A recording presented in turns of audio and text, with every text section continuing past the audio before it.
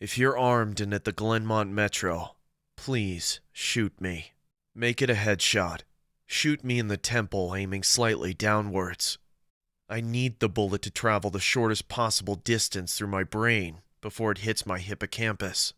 If I'm lucky, the sensation of the gunshot ripping through my skull will only last a few decades. As awful as this sounds, you'll be doing me an enormous favor.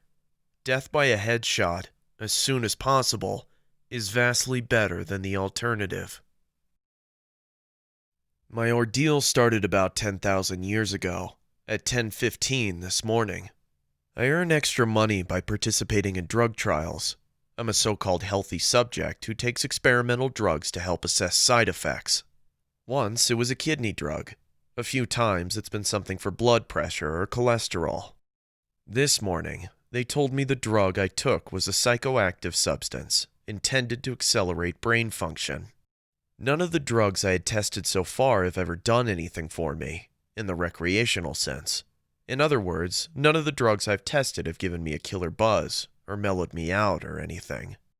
Maybe I've always ended up with the placebo group, but nothing I've tested has affected me at all. Today's drug was different. This shit worked. They gave me a pill at 10:15 and told me to hang out in the waiting room until they called me back for some tests. Only about 30 minutes, the research assistant told me. I flopped onto the waiting room couch and read a few articles from a copy of Psychology Today that was sitting on the coffee table. They hadn't called me back when I finished the Psychology Today, so I picked up a US News and read it cover to cover. Then I read an old Scientific America. What was taking them so damn long? I sluggishly turned my head to look at the wall clock. It was only 10:23 a.m. I had read all 3 magazines in 8 minutes. I remember thinking this was going to be a long day, and I was right. The waiting room had a little bookshelf with some used hardcovers on it. When I stood up to walk to the bookshelf, it felt like my legs barely worked. It's not that they were weak, they were just slow. It took a full minute just to stand up off the couch, and another minute to take 2 steps to the bookcase. I scanned the old books on the shelf and picked out a copy of Moby Dick. My arms had the same problems as my legs. Just reaching 1 foot in front of me to grab the book took a long time. I actually got bored just waiting for my hand to reach the spine of the book.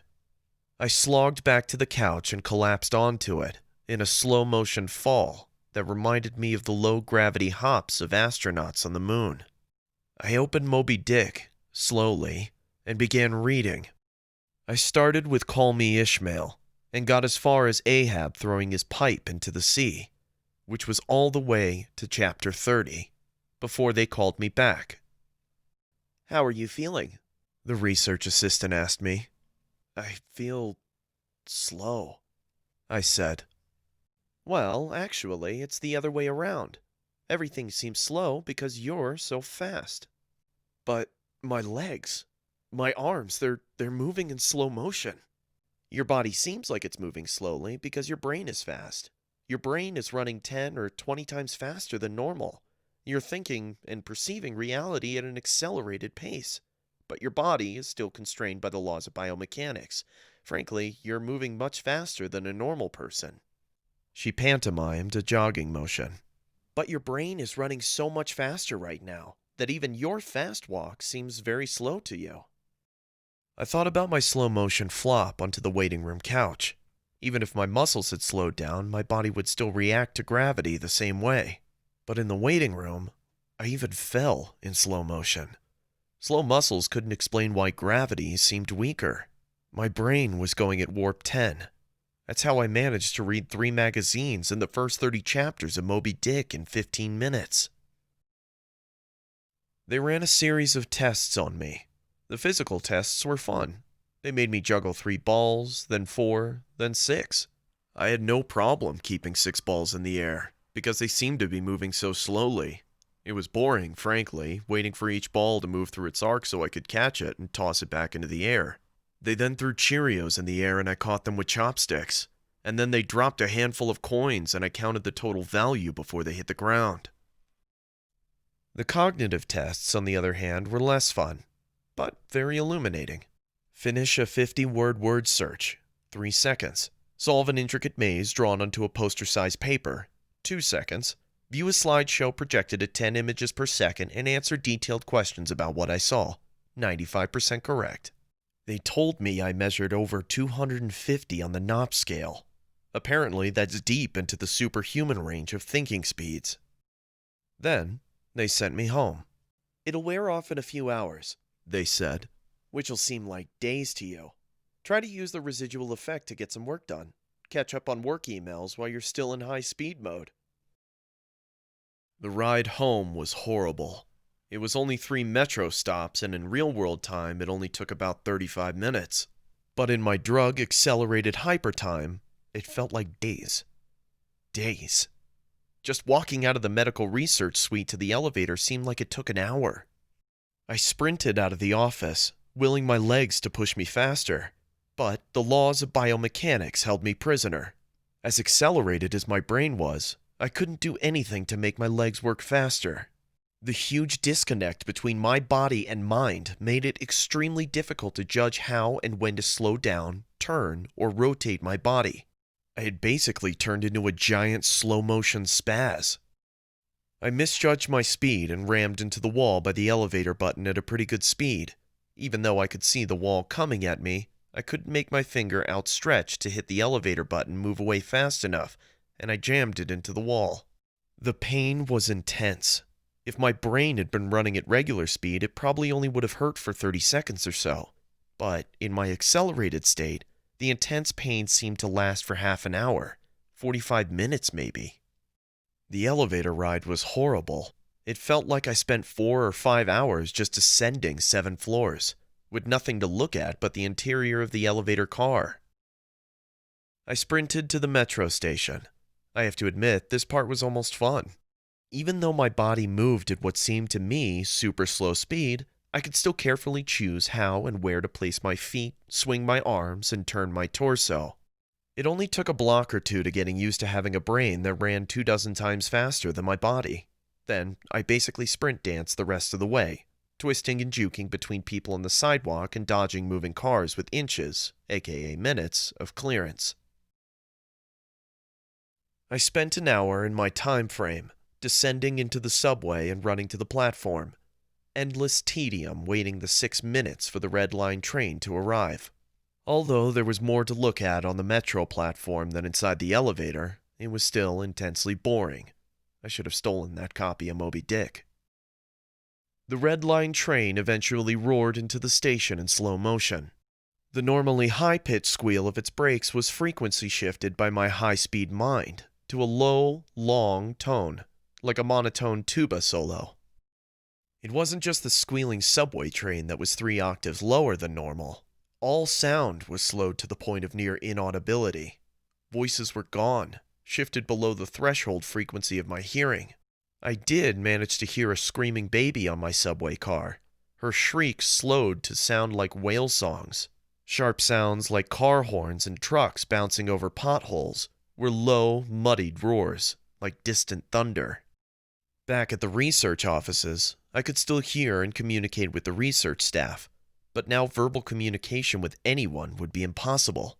The effects of the drug were still intensifying.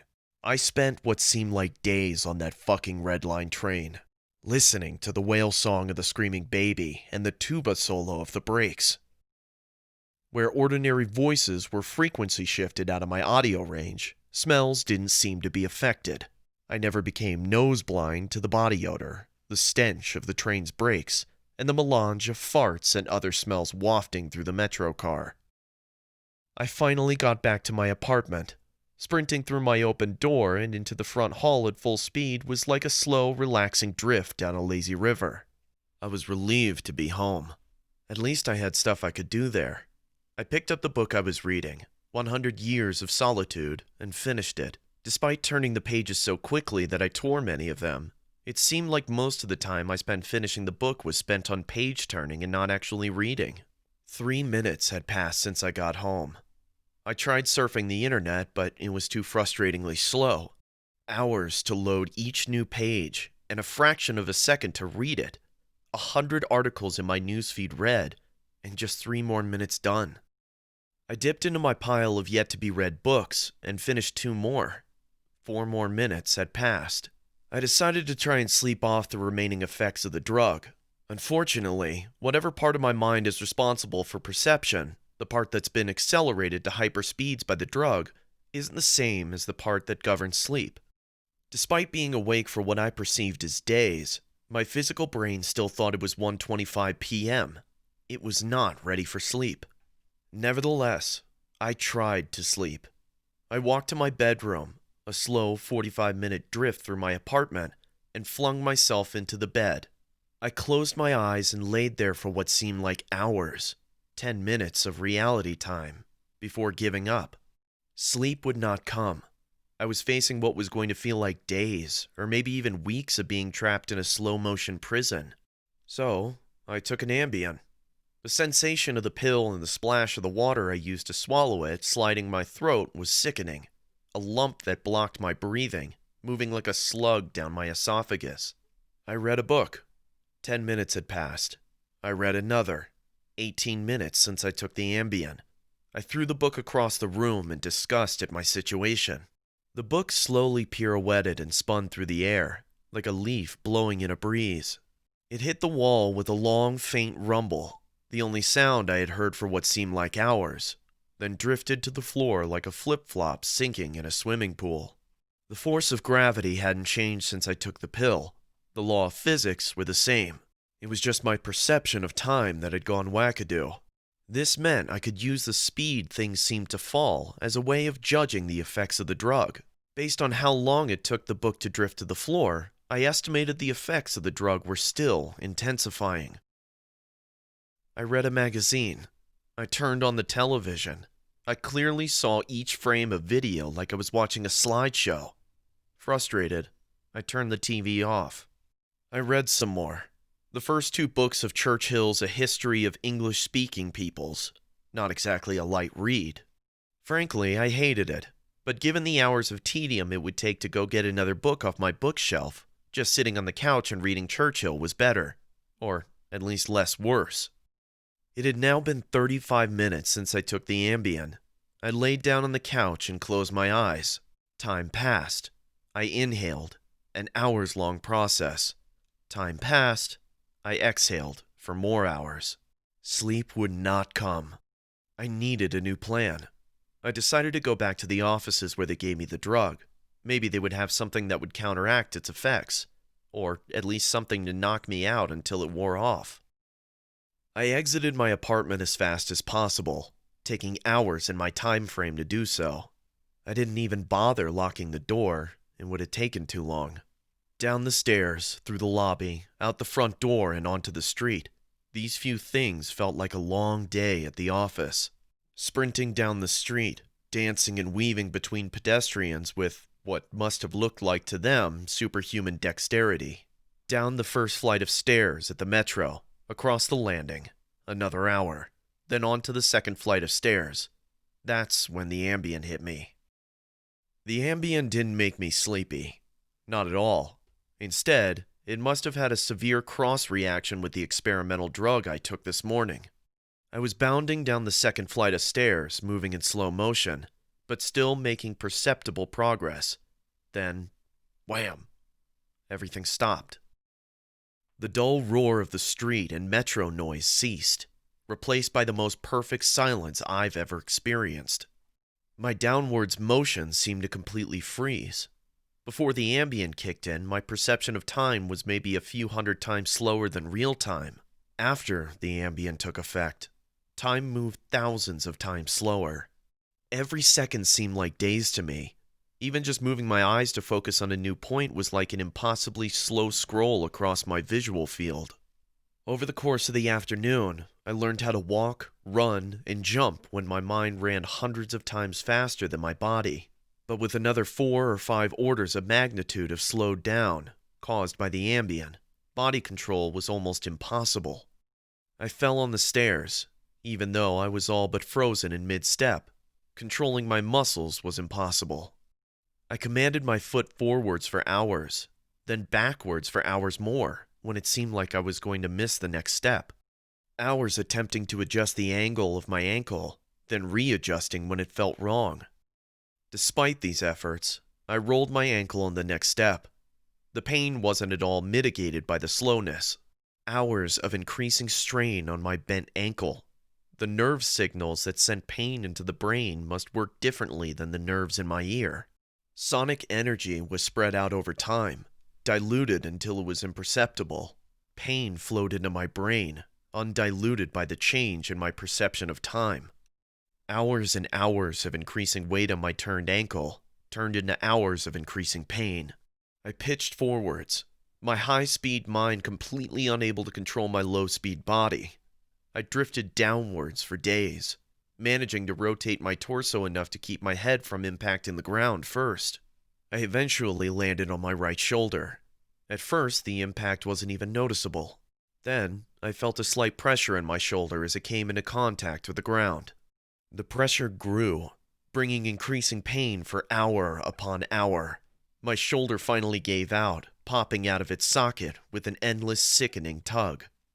I came to a stop days later, crumpled onto the ground, staring at the ceiling. The pain in my shoulder still screaming with the intensity of a fresh, violent injury.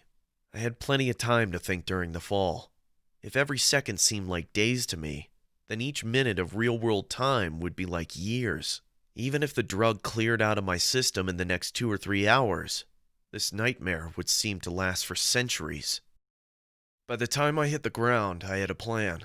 I would somehow get to the platform and throw myself in front of a train. I twisted onto my hands and knees, dazed of my dislocated shoulder, crying for relief. I misjudged my rotation and rolled onto my back. I tried again, collapsing onto my face as I tried to figure out how to control a body that moved slower than grass grew. Weeks of effort were finally rewarded with success. I stabilized on my hands and knees. If just getting on all fours was this difficult, I figured that walking or running was completely out of the question. So I crawled. I crawled through the metro tunnel. The dumb looks on the faces in the crowd lingered on me for weeks. I crawled under the turnstile and onto the escalator. The escalator spilled the rush hour crowd onto the platform at the same speed a glacier spills ice into the sea. I looked out over the crowd platform during my interminable downward ride. The train status sign said the next train wouldn't arrive for 20 minutes. 20 minutes was like a year to me. I'd have to spend a year on the metro platform, waiting to die. I crawled off the escalator, enduring days of stupid expressions on the commuters' faces. I crawled a few feet to a concrete bench and curled up next to it, trying to find a position to lessen the pain in my shoulder. Then, my problem with time got worse. Impossibly worse. The massive slowdown on the stairs was just the beginning of the interaction between the experimental drug and the Ambien. It fully hit me when I was curled up by the bench. I blinked. Years of darkness followed. Sound was already gone, and with my blink, sight was gone as well. All that existed was the pain from my fall. My hyper-accelerated mind wasted no time compensating for the lack of sensory input. Voices spoke to me. They sung to me in languages that never existed. Patterns and faces and colors came and went in my mind's eye. I recalled my whole life and imagined living another one. I forgot English. I settled into a profound despair. I spoke to God. I became God. I imagined a new universe and brought it to life with my thoughts. Then I did it all again. And again. My eyes opened with geologic slowness. A faint glow. Weeks. A slit of light. Weeks. A narrow view of the metro platform. Ankles of the commuters near me. And an advertisement on the opposite wall. I extracted my phone from my pocket. A project that spanned decades. How can I even explain the boredom? The pain in my shoulder is nothing compared to the boredom. Every thought I can think. I have thought hundreds of times already. The view of ankles and advertisements never change. Never. The boredom is so intense, it's tangible. like a solid object of metal and stone wedged into my skull. Inescapable. What are my options? If I crawl and fall onto the tracks without an oncoming train to crush me, I won't die. I'll experience even more pain from the 4-foot fall, but I'll most likely be rescued by some do-gooder on the platform and unable to act when the train finally does arrive. My suffering in that scenario will be endless. So I wait for the train, so I can throw myself under it. When it finally hits me, I will experience the pain of being ripped to pieces for centuries until finally, the light of life leaves my brain, and my experience ends. I've lived hundreds of lifespans at the foot of this bench. I am far older in spirit than any human who has ever lived. Most of my life experience has been a snapshot of pain, huddled on the floor of a subway platform, with an unchanging view of ankles and advertisements. This post is my plan B, my Hail Mary, my long shot. I've spent lifetimes typing and posting this message in the hope that someone will read it and become convinced that my suffering must end. Someone on this platform right now. Someone who will find the man curled under the bench, the man who crawled down the escalator, and kill him as swiftly as possible. A bullet to the temple. If you're armed and at the Glenmont Metro, please shoot me.